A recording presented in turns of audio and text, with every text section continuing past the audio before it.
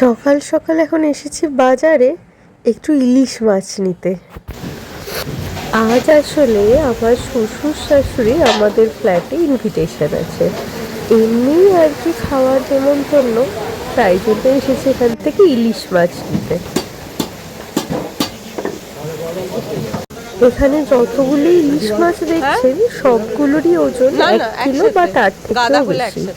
আর 1 কিলোর থেকে বেশি ওজনের মাছের নাকি আলাদা টেস্ট হয়।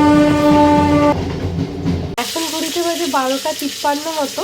এখন রান্নাটা শুরুই করলাম মাছ ভাজা দিয়ে। প্রথমে ইলিশ মাছের মাথাগুলো ভেজে নিচ্ছি। আর ইলিশ মাছের না একটা লট আমার ভাজা হয়ে গেছে, সেটা একবার দেখাই। হ্যাঁ, ভুলে যাবে। তো এই 4টে মাছ আমি ভেজে রেখেছি।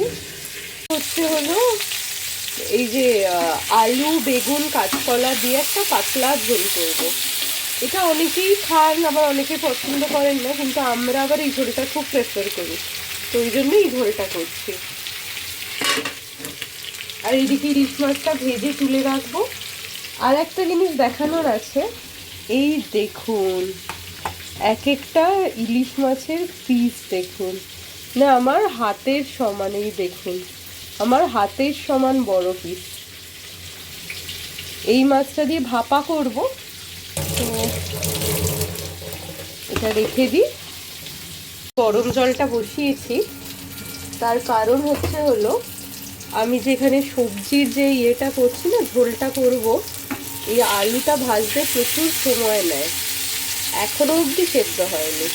তো এটাতে এবার এই গরম জলটা ঢেলে দেবো। তো চলুন গরম জলটা নিয়ে নিই, আমি গ্যাসটা অফ করে নিই। এটা খুব ইজি হয়ে যায়। তো বাড়িতে লোক আছে আর ফুটবেও, তো জলটা ঢেলে দিলাম। এরপরে পরিমাণ মতো নুন মিষ্টি দিয়ে দেবো, আর গ্যাসের ফ্লেমটা হাই করে দেবো। এবার এটার মতো হতে থাক। এর মাছটাও ভাজা আছে, শুধু হয়ে গেলে মাছ ভাজাটা দিয়ে দেবো। এই বিশাল বড় বড় 1 কিলো ওই 200 মতো ওজন হয়েছে ওই ইলিশ মাছটার। এখান থেকে আমি কি করব বলুন তো, নুন হলুদ মাখিয়ে রেখেছি। এবার এই ইলিশ মাছটা আমি এখানে দিয়ে দেবো, ঠিক আছে? আর এখানে আমি ভাপা করব, তো একটা টিফিন কৌটো নিয়ে নিয়েছি। নিয়ে এবার একে একে ইলিশ মাছগুলো তুলে এখানটাতে দিয়ে দেবো। আমার অ্যাকচুয়ালি ভাপা অত পারি না, কিন্তু আমার শাশুড়ি মা আর কি খেতে খুব ভালোবাসে ভাপা, আর ওই জন্যই আর কি ভাপা করা। এই 4টে ইলিশ মাছ ভাপার জন্য এখানে দিয়ে দিলাম, হয়ে গেল। এইবার যেটা করব সেটা হলো এখান থেকে এই যে এইটা এবার উপর থেকে দিয়ে দেবো। কেমন দেওয়া হয়ে গেল।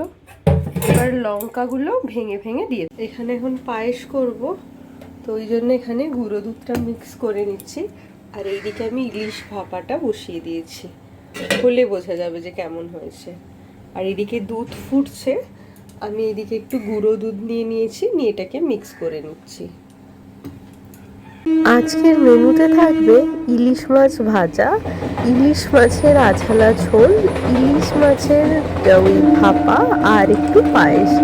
আজকে আমরা বাইরে থেকে কোনো রকমের মিষ্টি আনাইনি, কিন্তু ডেজার্ট ছাড়া কি আর বাঙালির চলে, তাই জন্য এখানে আর কি একটুখানি ওই পায়েসটা করে দিচ্ছি।